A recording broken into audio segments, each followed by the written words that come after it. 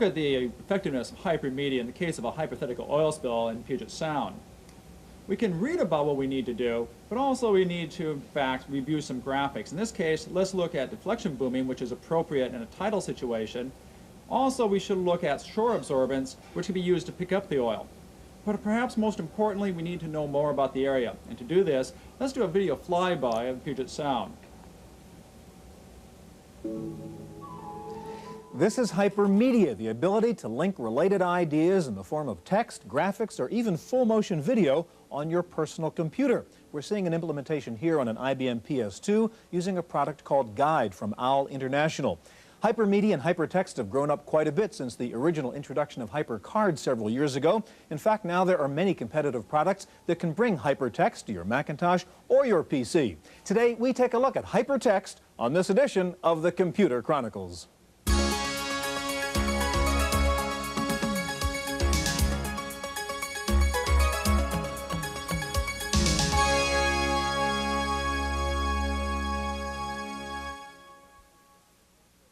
The Computer Chronicles is made possible in part by the Software Publishers Association, which reminds you it's a federal offense to copy software. The SPA provides information on how to stay software legal. Funding is also provided by PC Connection and Mac Connection, and by Byte Magazine and Bix.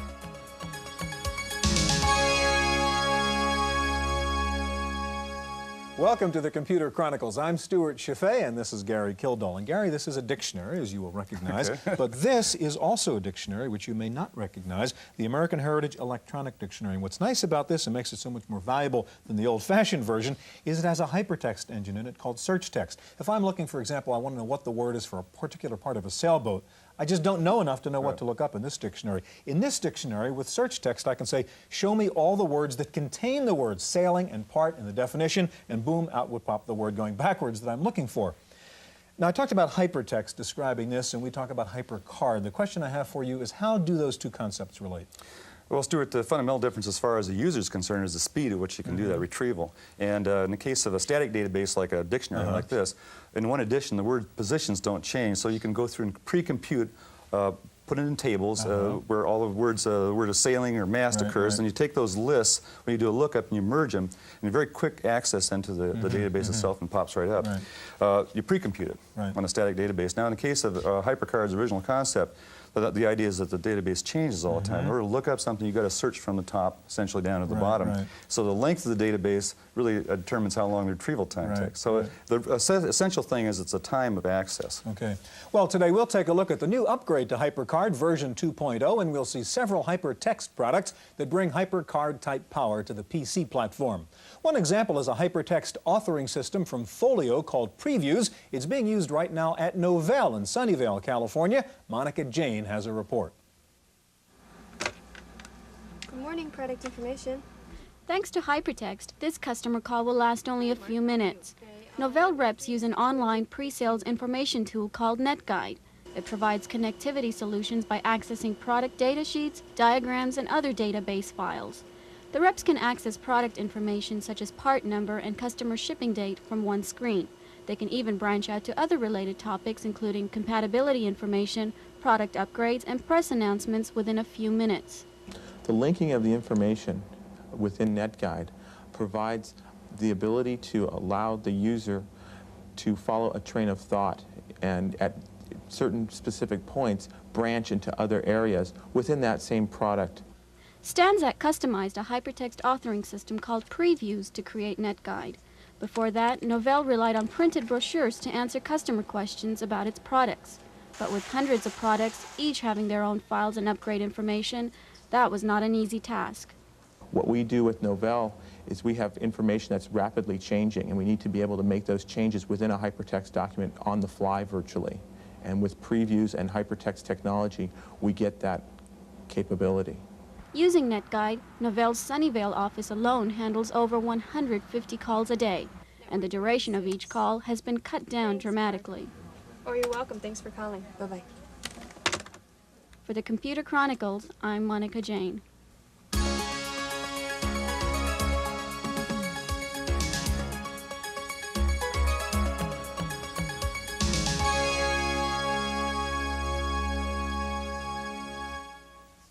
The new upgrade of HyperCard version 2.0 is now on the market, and here to show off its new features is Carl May of Apple Computer. Also with us, we're going to take a look at HyperText from Cognetics Corporation, and we have with us the president of Cognetics, Dr. Charles Kreitzberg. Gary? Carl, this says HyperCard 2.0. It looks like we've got a new version of HyperCard.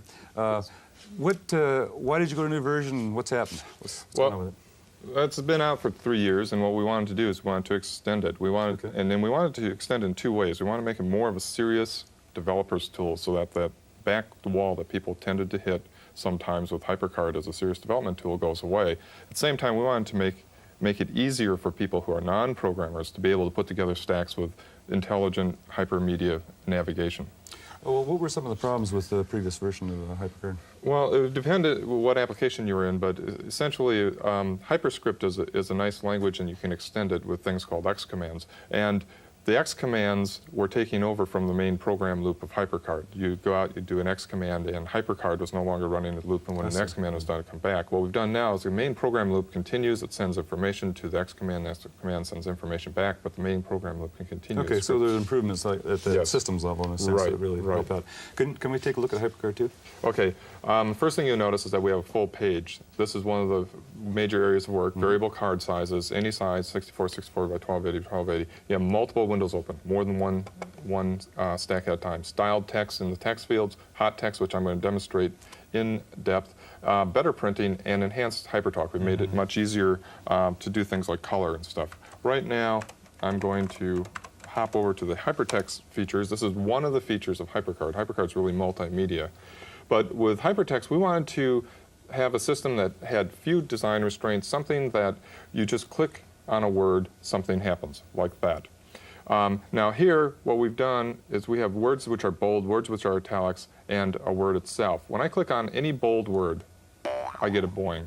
When I click on an italic word, I get up my help window. When I click on flash, the word, the screen flashes. If I were to go in and change flash to bold, I would get the boing and the flash at the same time. Now, the reason we did it that way, the reason that we're not using sticky buttons, we're not using button words. Let me stop for just a second. I don't exactly see the value of having the boldface thing go boing. What's the purpose of that? Well, what we're doing there is we're just demonstrating that what you can do is create a hyperlink, not by a word, but a style of a word. And that hyperlink can then go in one or multiple. And it can be connected to anything that you like. Anything, you could have everything bold, launch a connect system. Exactly, okay. Now here, because we're not using sticky buttons, we're actually returning the value of the letters and then acting on that value. We've had to design a new text style. Down here you'll notice that we're getting the words that we click on, and we have 3 Georges, and there's no way to tell the 3 apart. So what I'm going to do is open that field and select George Harrison and turn that into a new text style, which is group. Then I'll close the field.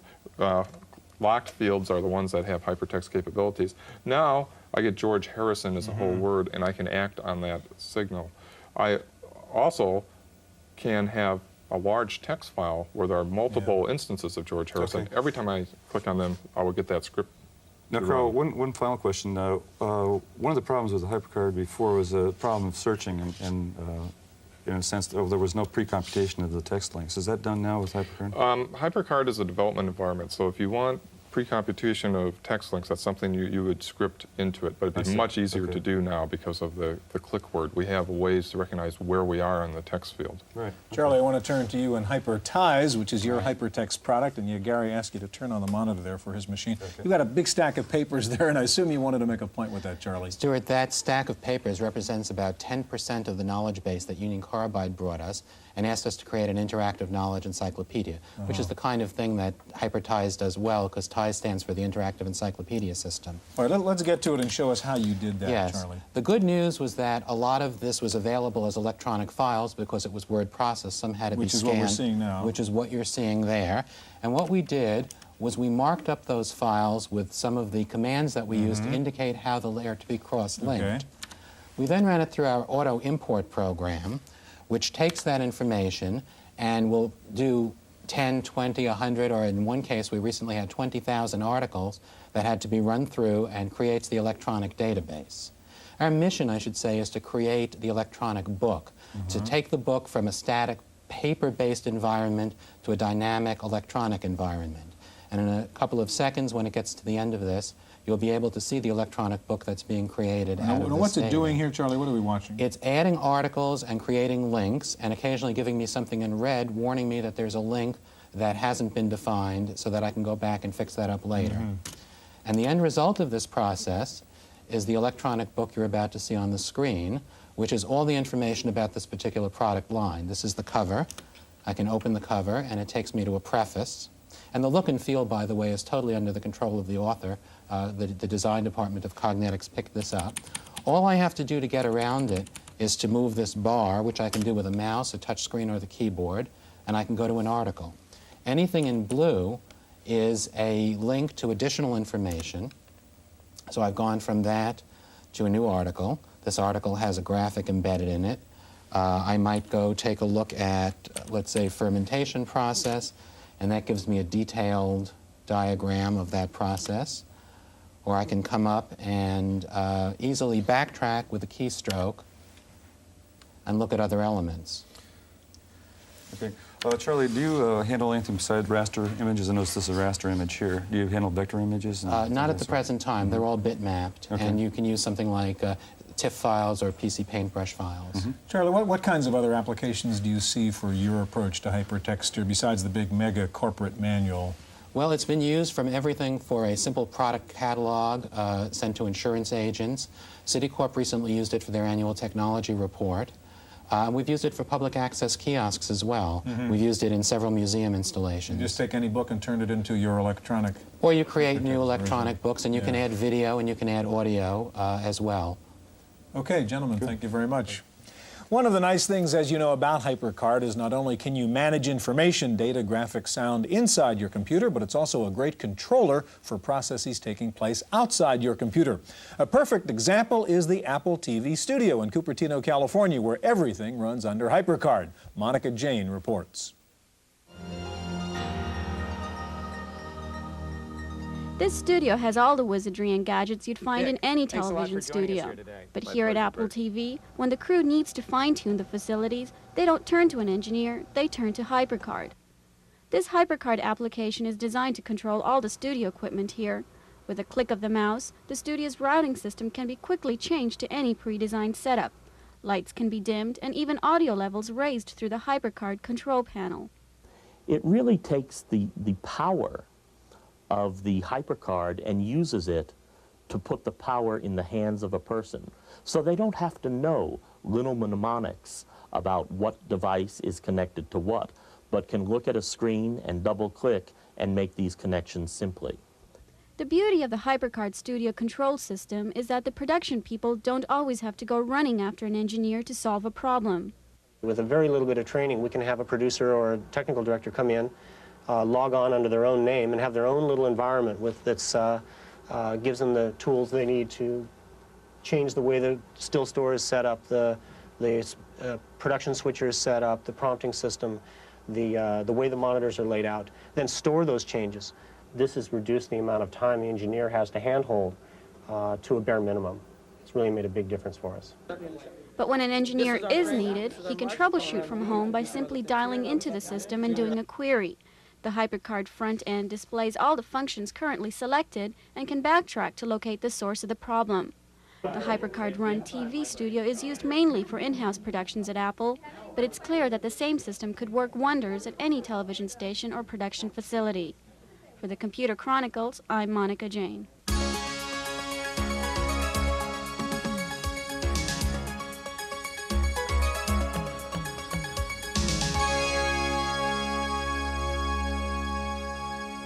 There are an increasing number of products that compete with HyperCard now. We're going to talk about two of them with the help of Tom Cooter from Spinnaker Software, and also with us Bill Nyssen, president of OWL International. Gary? Bill, I understand, it's kind of interesting that I didn't realize that Guide was really the first implementation of a HyperCard concept, and that was with OWL International. Is that correct? That's right. Can you tell us a little bit about the development of that, how it came about and so forth? Oh, surely. We introduced Guide for the Macintosh back in 1986. It was an outgrowth of some work that was done at the University of Kent in Canterbury, England, we were actually exploring ways in which we could add value to text displays. And this was in conjunction with Dr. Peter John Brown. Basically, what we were trying to come up with was ways in which we could enhance the value of the information coming off of a screen. And our research led to really almost a juxtaposition, really, with work that had already been done in the United States in hypertext. What is your feeling about the value of hypertext? Why is it a valuable tool? Hypertext is, hypertext, hypercard, plus, what these really represent are new ways of managing and presenting information. In the old days, what we were doing, we were looking at ways in which we could actually put information into models that were really efficient to be processed by machines. Really, where hypertext comes from is looking at a new way of presenting this information in a way that keys on the relationships between the information items. And in fact, what we'll see in many of the new hypertext type products or hypermedia type products will be a complete object orientation.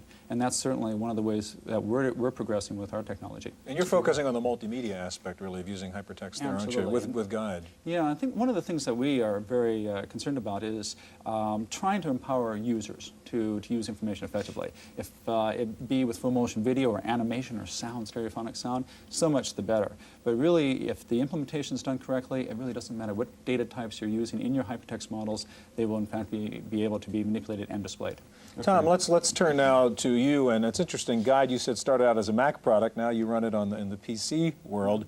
And you're sort of in both worlds here with Plus, I guess. First of all, position Plus for us vis-a-vis a HyperCard, a HyperTize, a SuperCard, and so on.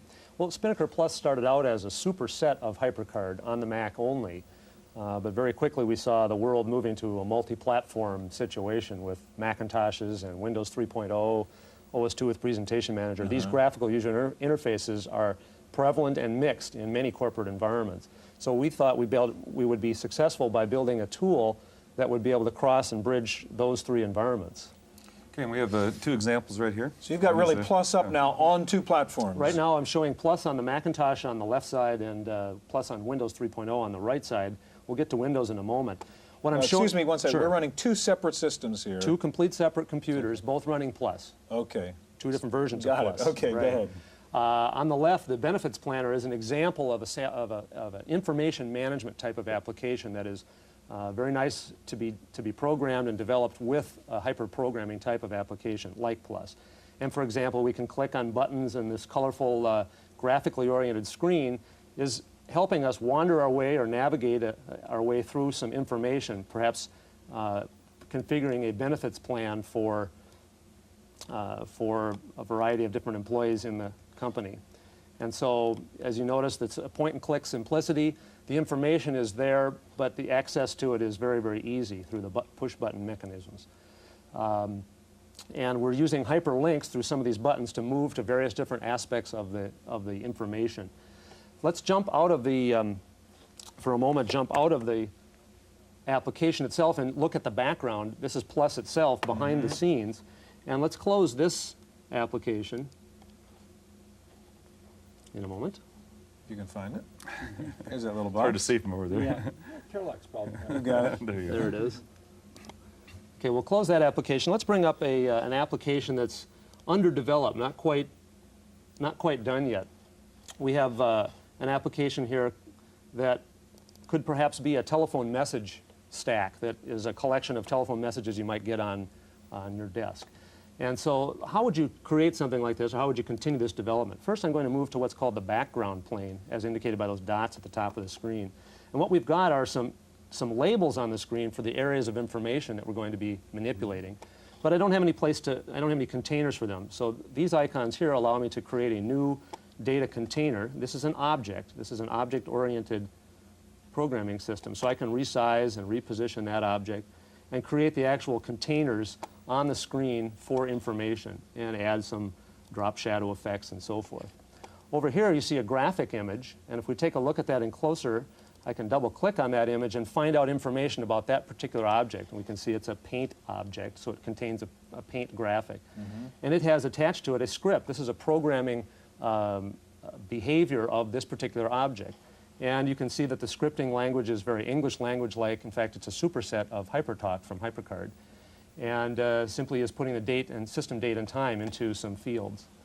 So using this object-oriented approach, missed the button again there, you can build up a screen display and links between information and end up having custom information management applications very quickly that key into a specific corporate problem or personal. Now, when you develop one of these problem. applications, say here in the Mac version of Plus right now, and you want to run it under Windows or one of the other platforms, what do you have to do? It's very simple. It's simply a matter of getting the stack, which is what we call the application that you've created under Plus, moved over to the other platform. And Plus will translate it on its own? Yes. Plus is an interpretive environment, so we're using a common file that is able to be read and interpreted by each version of Plus on each of those platforms. Tom, can you go interchange with HyperCard?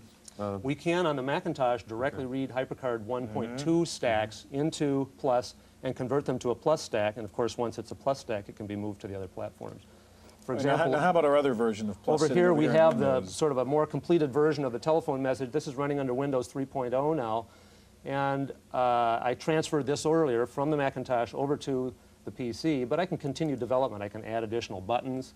I can script those buttons by accessing its information dialog box. I can change the icon of the button. We come with a complete library of icons that allow you to give visual cues to the user as to where your links are going to go and what the action is going to be.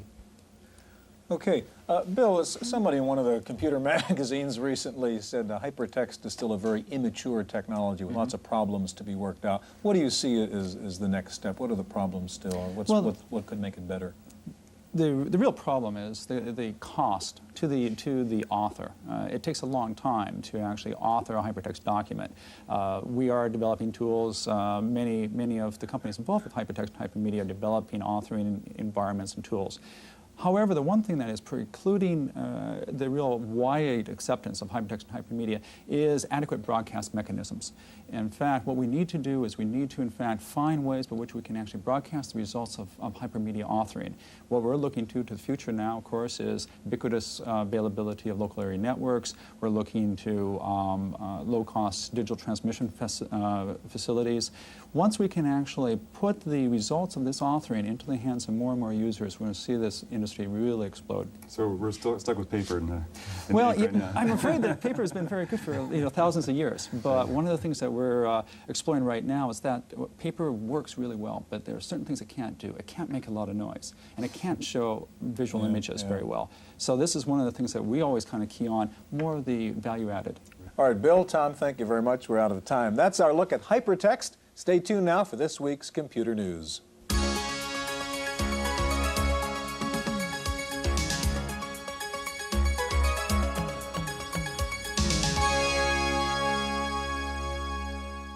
In the random access file this week, rumors are flying that Apple's new low-cost Mac, the Macintosh Classic, will sell at a street price as low as $700 to $800.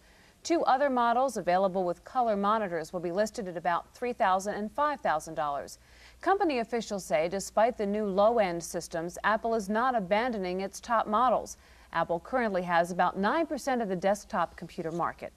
IBM has announced it's withdrawing 4 of its PS2 models from the market come December. The 4 PCs to be pulled from the shelves include 2 from the Model 30 lineup and 2 from the 80 series. Big Blue also said it is cutting the price on its PS2 8121 by 7%. That model will now sell for slightly below $7,000. Sony Corporation will introduce notebook-sized PCs to the Japanese market later this year. That announcement comes amidst rumors that Sony may produce notebook-sized PCs for Apple to market in the U.S. Sony has confirmed it held talks on a possible tie-up, but said details have not yet been worked out. Meanwhile, Sony competitor Toshiba has come out with a 386-based portable computer that features a color LCD screen. The T5200C has a 200-megabyte hard drive, runs on AC power, and weighs almost 20 pounds. It also carries a hefty price tag of nearly $10,000. 2 other Japanese companies, NEC and Sharp, already have similar products on the market. Taking a look at this week's top 10 software titles for the Mac, Mac Connection reports Sam is in the #1 position, followed by Fulbright. In 3rd is After Dark, with Adobe Type Manager coming in 4th. In 5th place is Microsoft Word 4.0. Rounding out the top 10 titles are Pyro, Correct Grammar, Quicken Mac, Mac Utilities, and Microsoft Excel. Microtech is introducing a printer that uses Microsoft's True Image language. The True Laser printer will be available by December at about $2,700. It comes with 35 resident fonts. The printer is PostScript compatible and can also emulate HP's PCL. Microsoft developed True Image over a year ago as an answer to Adobe Type PostScript, but Microtext True Laser is the first printer to utilize the page description language. Next up, Paul Schindler has this week's software review. Microsoft Windows 3.0 presents one face on the screen and another face when it comes time to print. If you own a dot matrix or inkjet printer, you'll find that Windows provides few fonts and they aren't very pretty. So a number of vendors are offering add-on programs that enhance Windows fonts. The best one we've seen is Bitstream's Facelift. Now, it's easy to install. Facelift adds 13 high-quality type fonts to Windows applications like Word for Windows, which we're showing you here. And these are scalable fonts, meaning they can be any size from 6 points up to 128 points. The size depends on how much memory you can make available for font generation. Now, that may mean dedicating 512K to this program, but like most Windows programs, a lot of memory is par for the course. Facelift can translate its own type font names to the ones which are resident in your printer with a built-in names table. Aptly named, this program performs plastic surgery on Windows' stodgy fonts. A major facelift for only $100. For the Computer Chronicles, I'm Paul Schindler. Microsoft is bundling Excel, Word, and PowerPoint into one package to run on Windows 3.0. The Microsoft Office for Windows will sell for under $1,000. Purchased separately, the programs cost nearly $1,500. And finally, a survey shows that workers supervised by electronic monitors suffer more health problems than those workers with human managers. The University of Wisconsin claims electronically monitored workers reported more aches in their wrists, arms, and necks. The survey said they were also more susceptible to depression, tension, and fatigue than non-monitored workers. Such monitoring is often used in grocery stores and banks. That's it for this week's Computer Chronicles. I'm Kate McGargy. The Computer Chronicles is made possible in part by the Software Publishers Association, which reminds you it's a federal offense to copy software. The SBA provides information on how to stay software legal. Funding is also provided by PC Connection and Mac Connection, and by Byte Magazine and Bix. For a transcript of this week's Computer Chronicles, send $4 to PTV Publications, Post Office Box 701, Kent, Ohio 44240. Please indicate program date.